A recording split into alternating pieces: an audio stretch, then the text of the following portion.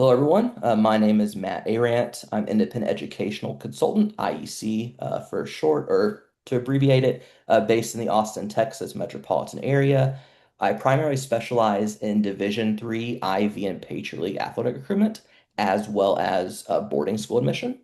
And this is the final of the three webinars I have facilitated over this late spring cycle about athletic recruitment and admissions. We had one about recruitment camps and clinics. The second one was a kind of my twist on the holistic admissions and case studies program.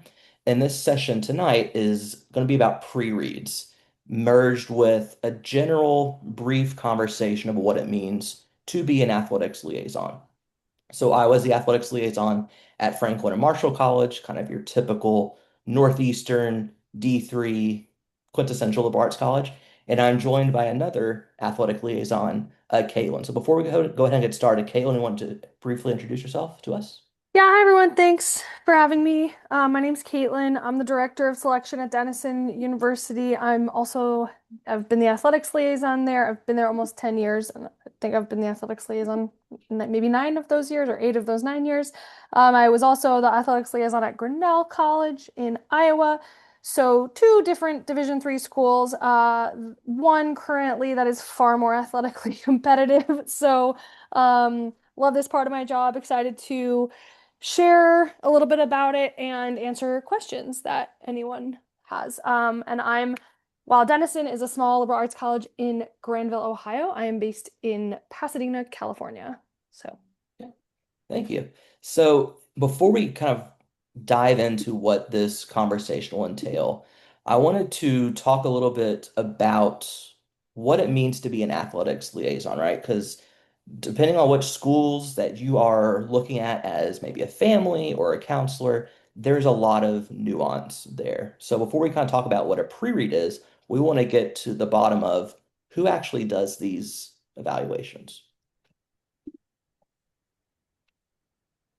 So essentially, they're an intermediary between the admissions office and the athletics department. So two on its face can be very disparate, distant offices in terms of personnel, background, priorities. So that's why it's necessary to have someone who can kind of straddle both of those worlds effectively. And where this nuance really starts to kind of rear its head is the composition of them. So at Franklin and Marshall, I was liaison, and I was the only person. I worked with all 28 of our sports all throughout the year. Other schools, whether they're larger or smaller, may have several or a couple. It may be one person at the very top, like your executive level might be overseeing athletics, but someone at a lower level being the quote unquote liaison. There's a lot of different kind of ways you can go there depending on the individual school's priorities as well as the admission office's capabilities, personnel, all those kind of HR-ish topics. When you think about what a liaison does, there's three main kind of fields of study, I guess, for lack of a better term, and how these officials work within these two departments.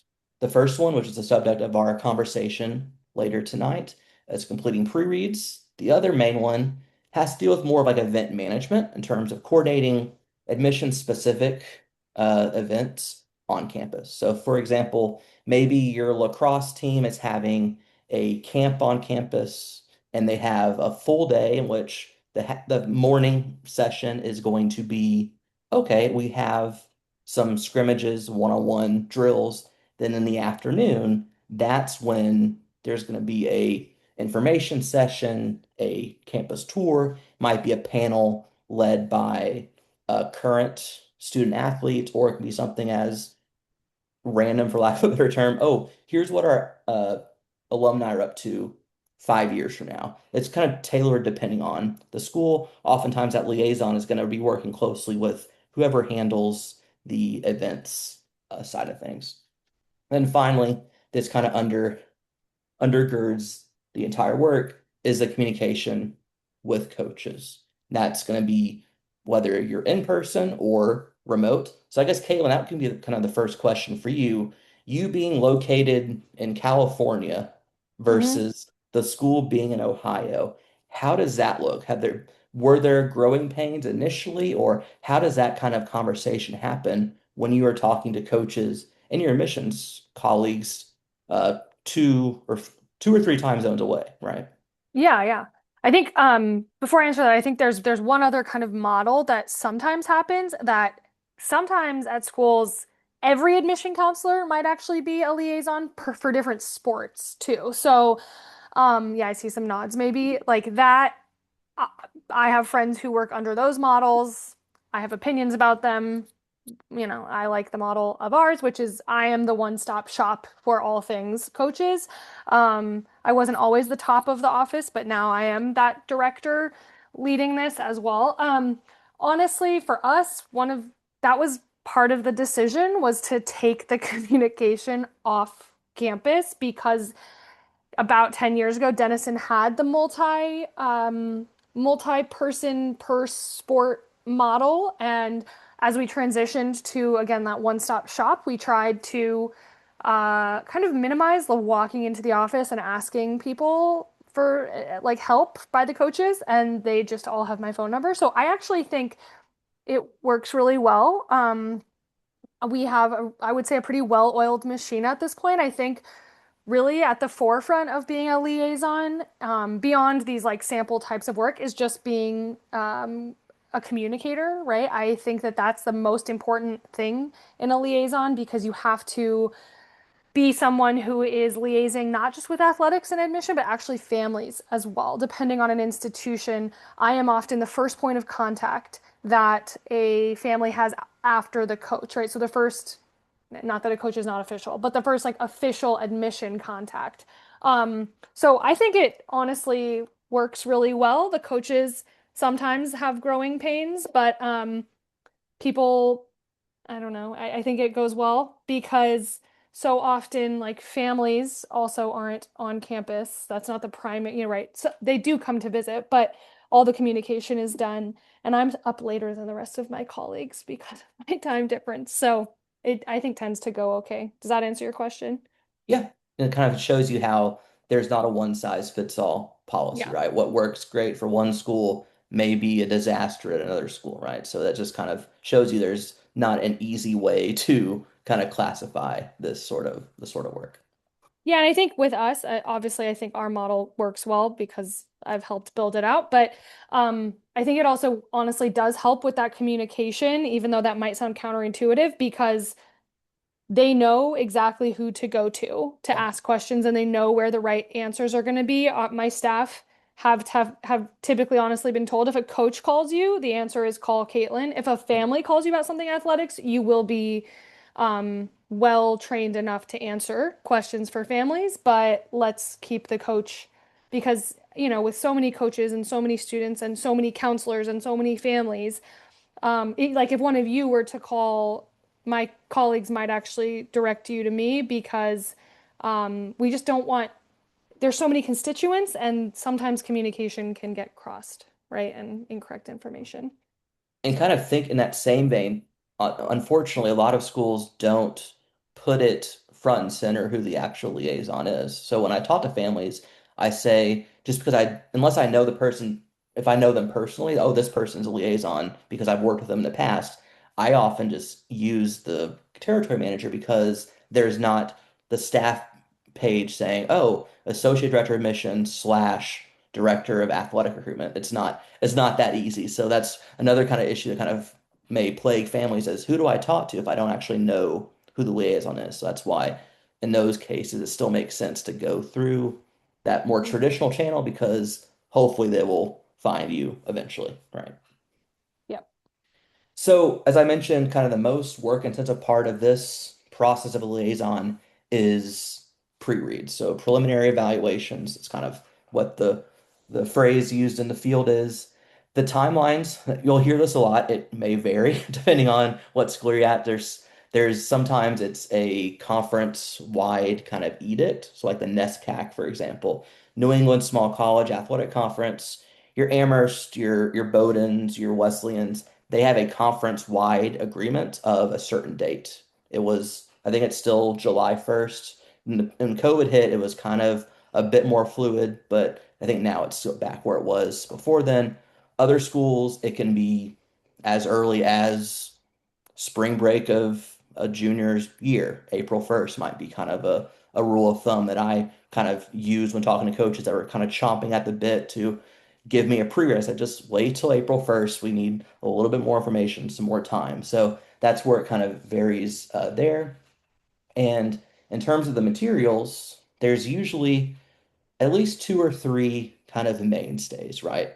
You need your transcript, test scores, even if the school is or not test optional, just to have that other piece of data. And then that course schedule either planned or registered. Some schools might need more. So, especially when it comes to financial aid, some schools might require a copy of a net price calculator result if that family is applying for need-based aid. Other schools might need something like a short resume, even a short writing sample. It just varies there. So, Caitlin, in your case, what is kind of the required materials for anyone that would like to get a pre-read done by y'all?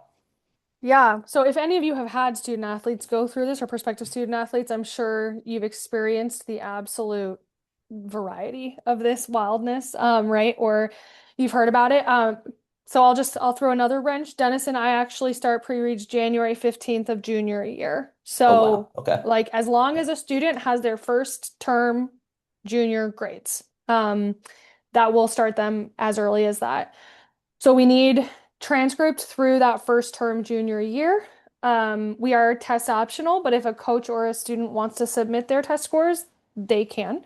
And then, yeah, we need the planned or current senior year schedule. And because we do it so early, uh, if a student does it early, we just expect and the coaches know if there are course changes, you have to communicate those with me. Most often it doesn't change anything about the result, but those are the pieces for the first step of our process. Um, yeah, I won't get it more complicated. So there we go. Okay, a couple kind of follow-ups there. Thinking about a domestic student versus an Yeah. international student, right? Like Hmm. whenever I do these webinars, I always say for international students, I can do a whole series just because the process is so much more complex than a domestic student. So I was wondering, when you have Yep. those pre-reads coming in from international students, whether it is a squash player, but often tends to be a very international Hmm. sport, maybe a tennis, a soccer. How does that look? Is there any difference? Is there any, I guess, Yeah. further requirements as opposed to a student that's coming from the United States? Yeah, so at Denison, we're need aware for both domestic and international students, and we meet full need for both of those populations, which is a little bit rarer on the international side to meet full need. Hmm. So for an international student, we require for the early read the certification of finances, which is a Denison specific certification of finances, but that is an additional piece. We do split it out though. All of the previously mentioned materials, so the academic pieces, come from the coach, and then the student sends me the financial piece so that the coach is kept out of that completely because Okay. I don't want, and I mean, sometimes the coach sends it to me, but oftentimes, in order for the early read to happen, it all goes through our system. And then if it's an international student, a separate message gets sent directly to the student saying, I also need this financial piece before I can complete this. So, Mhm. And yeah. then going back to the test scores piece. So Hmm. you said you are test optional. We were as well. And I guess uh, how does that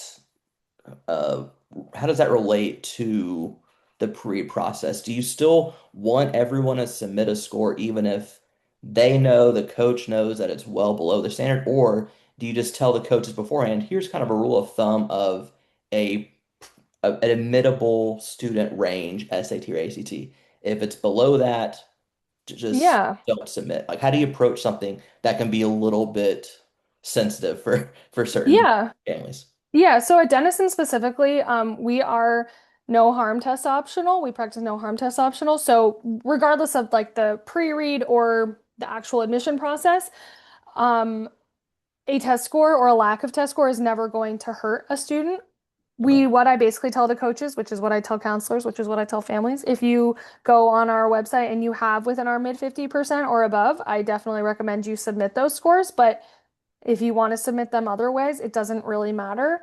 For us, one thing that's part of the pre-read process that is not always a part of the process, depending on schools, is we also do an estimate of what their academic merit scholarship Okay. would Yeah. be as a part of this process.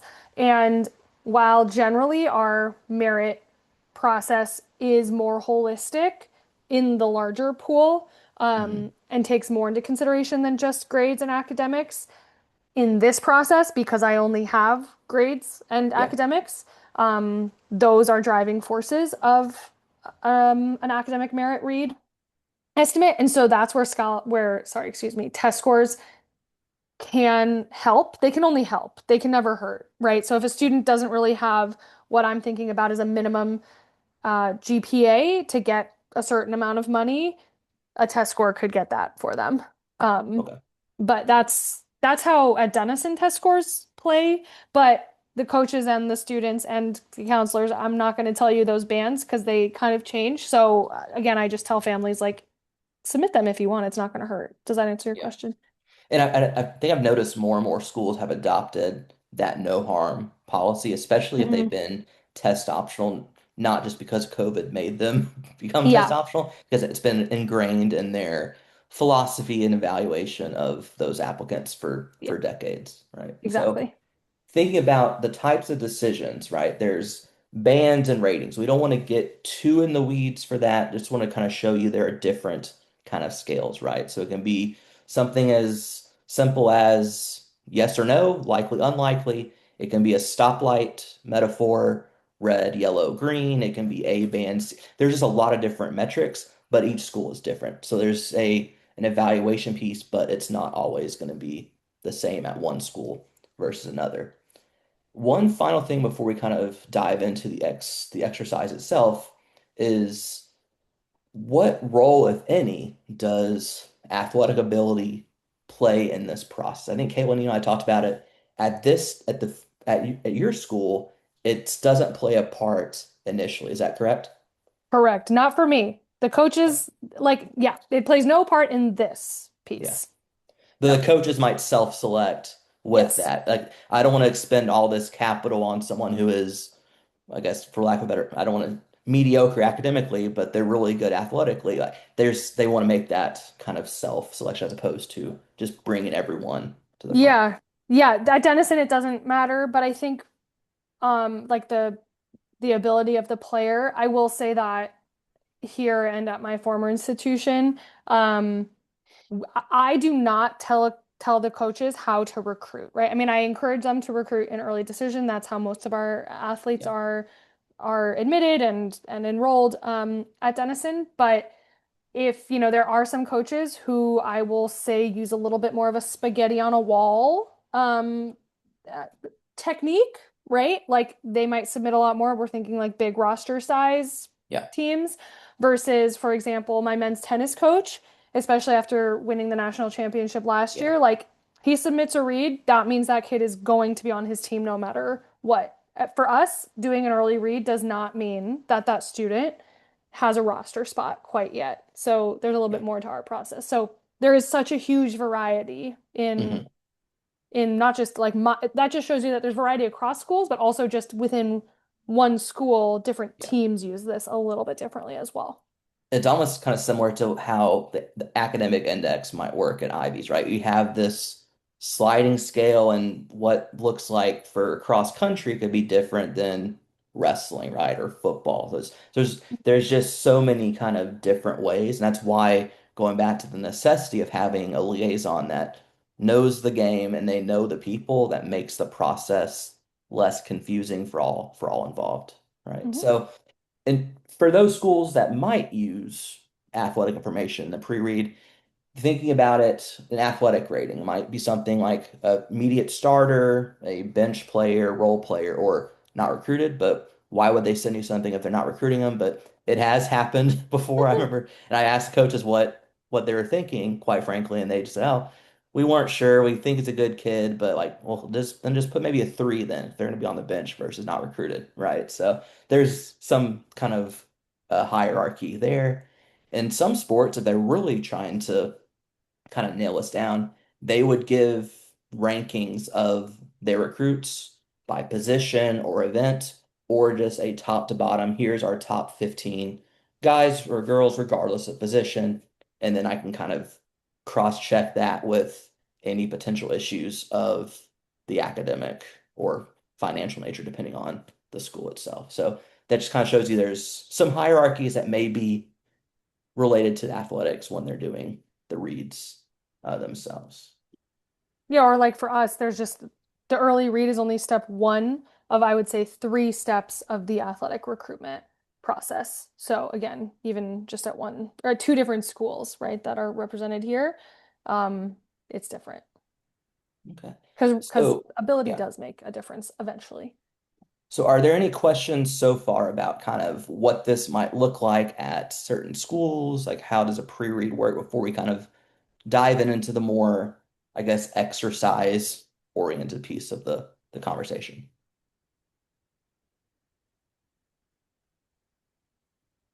If not, no problem. You can also write them in the chat, I think, right, Matt? Yes, feel free to use the chat or unmute yourself too. Okay, seeing none. So what we'll do now is I mentioned it's a little bit different than because it's when you think about doing things virtually, you kind of have to, oh, there's something in the Okay. chat. Sorry. There we go. So what are the three steps? Yes. Okay, what are the three steps? Do you want me to explain kind of our like Yes, for three steps. example, like so at Denison, there's an early read. That's what we're doing right now. I truly do not care about the athletic ability of a student, although at this point, most of these students are recruits, right? They are their coaches are not just submitting like their best friend's daughter's like materials, or they shouldn't be because that is absolutely not allowed.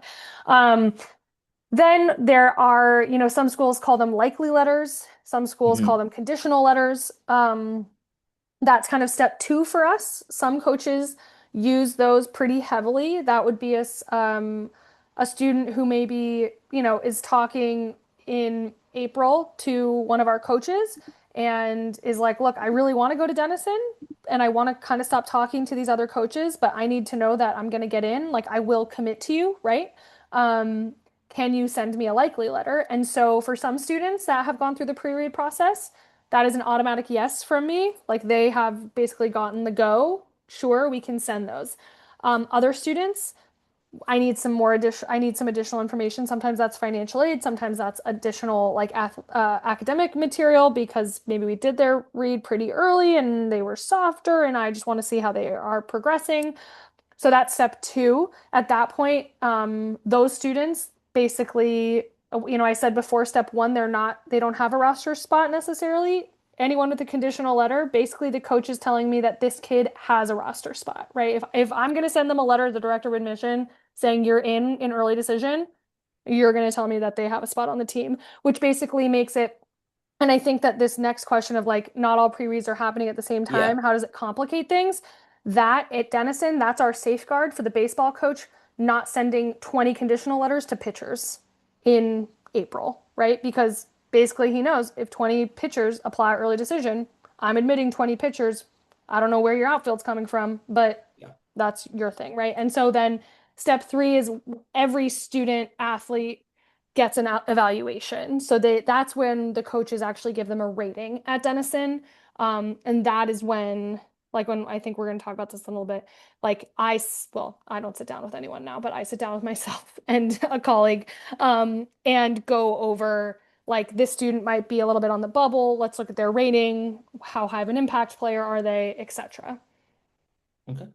So, Yeah, and I guess they maybe talk a little bit more about the difference in like when you get pre-reads from certain sports, right? I know for me, the first ones I would always get would be soccer, field hockey, the fall sports, because the last thing I want to do when they're in season is to be receive sending a bunch materials. of materials back and forth. So what does it look like for y'all in terms, is there a expectation of, okay, here's the time frame where I'm getting all my basketball, or here's when I get all my football, or is it pretty fluid depending on certain sports too? I think it depends. I would say for us, like some of our very competitive sports include like women's lacrosse, right? Hmm. Those are typically Yeah, pretty lax is an early. early conversation Yeah. for wherever school you're at, right? Yeah. Women's lacrosse. I think it's really going to depend on how effective coaches are at recruiting an early decision. So tennis he hasn't really locked down these reads yet, but I anticipate as soon as his season is done Hmm. that's when he'll start. But it really football is probably the latest, to be honest. But that also like they at Dennis, it's a big staff and lots of different people recruiting, and it's a fall sport.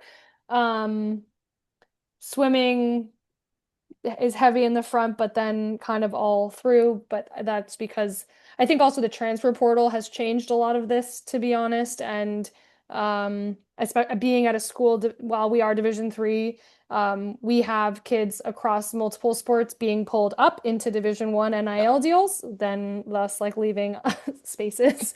And then, people transferring into the teams. So.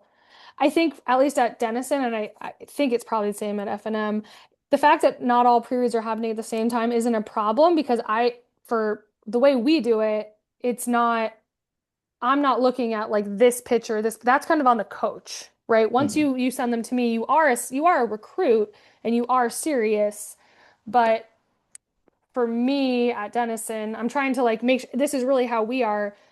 A coach might be serious about the athlete, but I think that's something that the athlete should also ask the coach, right? Because every school does it so differently. And Hmm. just because I can basically guarantee, another way of saying this is again, if the men's tennis coach sends me a read, if that read goes well, it's pretty likely that that kid is going to apply early decision, be admitted, and be on that team.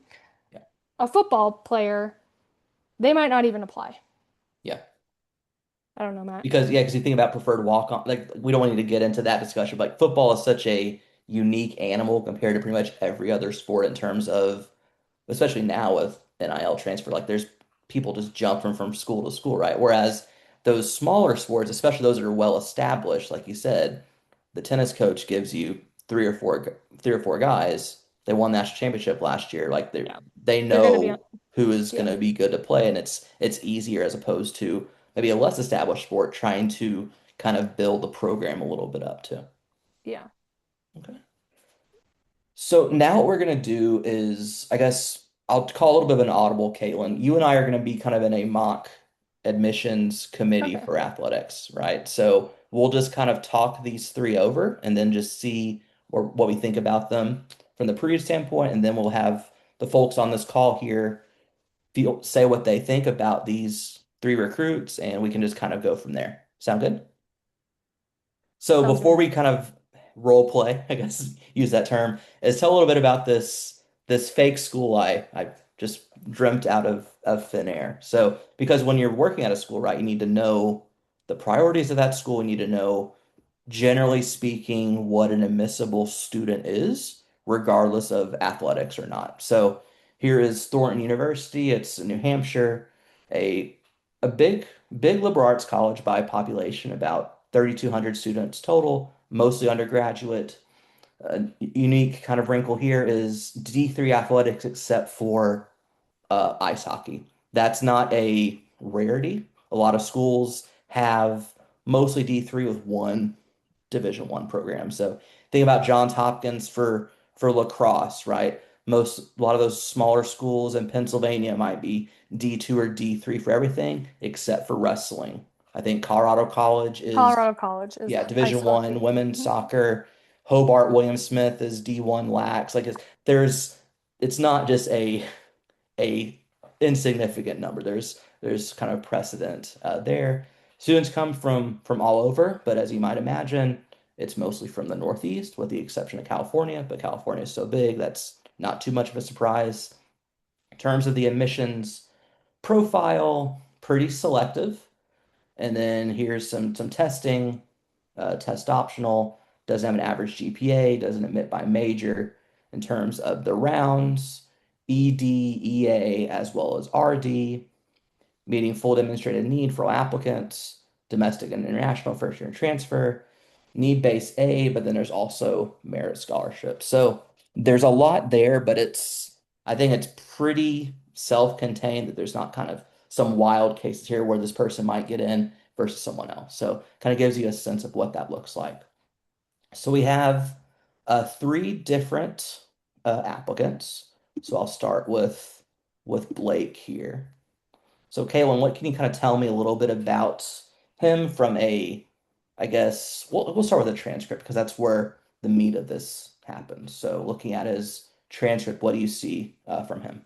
Yeah, so much like if you've done like a case study generally, the first thing, especially that I'm going to look at here, because I don't know that much about him, is just the rigor of his academic courses and the performance, right? And so I know in this case, I'm going to say nothing about Palisades prep, but I can tell you right off the bat, it's probably unlikely that if I'm going to assign a rigor, I'm not going to assign the most demanding rigor, probably, just because he doesn't have calculus. He has pre-calc, so challenging himself, but and like fine. I mean, academically I don't see any holes. You know, Hmm. he's totally fine, is what I would say. Yeah. Admissible, A more than minus admissible. student, some Yeah. APs here and there, and then Yeah. going back to his materials. Yeah, he's taking, yeah, the calculus is kind of the one thing, especially if he wants to, well, I guess economic, if he was looking to study like a math or physics, that'd be a little bit more of a pause. But econ or psychology, there's maybe some flexibility there. In terms of athletics, looks like cross country is a two rating. So we kind of talked about what that might mean. So this isn't like going to be someone a coach might be dying on a hill for, but it would be a good addition to the team as well as the school too. Like out of three. I think these ratings are out of Yes. three, Yeah, just one, for two, context. So three, and one is then amazing, three is yeah. like fine. And then four That is makes the sense. one that shouldn't be on the Yeah. scale, but Yeah. for whatever reason, Slate has that as a hierarchy tool there. We'll talk a little bit about the school too, because sometimes for pre-reads, they might submit a profile. And me personally, my last couple of years, I wanted to see as many profiles as possible, especially if it was from a school that I wasn't as familiar with, right? So it gives me a sense of, okay, here's a prep school in LA, average SATs 1250, 26. A lot of APs offer, but it's capped 20 on, then there's a healthy amount of matriculation. So kind of your like by the numbers prep school and on the West Coast too. So nothing really to kind of throw any red flags to us right now. So if we're doing a pre-read for Blake, what would be kind of your comments you would put in the evaluation, Caitlin? Yeah, well, so I guess this is also like where it depends on things, right? Because if we really push things into early decision, and any guarantees that I'm going to give a coach are only going to be an early decision. I Mhm. mean, I think this kid is admissible, and I'd probably Yeah. say like, yeah, I can like this student, you can advocate for them. They're going to be fine in early decision. And again, I'd like throw rigor, but I don't know exactly what I would do here. But sorry, throw scholarship. But Oh yeah, we can think about that from the merit piece too. yeah. Um, but I would say this is an applicant that we would want, Okay. right? It's probably a strong school. Maybe Hmm. we, Maybe not a feeder, but it could maybe be something if you wanted yeah, to either solidify or build up the West Coast presence. right. SoCal would be a good place to start, right? There's a lot of schools that you Yeah, can, and like they visited, like this yeah, kid has visited campus, and so the coach is one piece, but this kid also is familiar, right? Sometimes I think it's more of a red flag if the early read is literally like the first time they've ever entered our database. Like, yeah, oh, yeah, interesting. yeah. But I wouldn't change the result, I don't think, but Okay. yeah. So now going to Jillian. So here's the transcript here. What do you see? Yeah, so again, and I think like to be just to give context, right? at least for me, right now I'm just doing this off the fly. I haven't calculated any GPAs, right? This probably sounds like this woman just looks at a transcript and like haphazardly says like, "Sure, come." Yeah. That's not how I do it. Like I do have like a forum and some calculations. And while I didn't know Palisades Prep or whatever that school, and I don't know Herman Melville School off the top Well, of my head because why they're don't we start with looking at the school profile? is that what I was going to say is I would look at a profile Yeah. if even If though it they're was not there, included, right? right? If it's there or if honestly like most places like we have a profile from the past. Yeah. So, I And think that most things that's don't change that rapidly from year to year. correct. Right? Correct. Okay, Mhm. yeah. So I see like there are APs and honors offered, no caps. Great. That's really all I kind of need to know. Yeah. Public school, New England, Yeah. and there's not a lot offered, so it might not be the most well-resourced school compared to others you might see. But that's like I Yeah. said, just those internal conversations you're having before you put anything down, right? And then looking at the transcript, we see, okay, grades are weaker than the first person, just for context's sake, and it's on a downward. I guess think about that. How do you talk about trends in terms of grades as well as curriculum? Do you make a note of that if it's a like what passes that test of being a significant enough increase or decrease to warrant that comment on a pre-read for you? Yeah, so I think that for us, it's less the comment and more the result because we basically have three levels of like a result that a coach will get. And the student is going to hear something different than the coach, regardless of the result from me. And one of those results is telling the coach straight up stop recruiting this person. Like there is absolutely no chance across the board. That is Yeah. not Jillian here. So that would not be the bottom. The Mhm. top would be I guarantee that this student will be admitted in early decision. If you request that likely letter or that conditional letter, I'm telling you right now, the answer will be yes. Like we're guaranteeing that. And then there's kind of a middle ground of there's no guarantee. I might need some more information if you want that likely letter.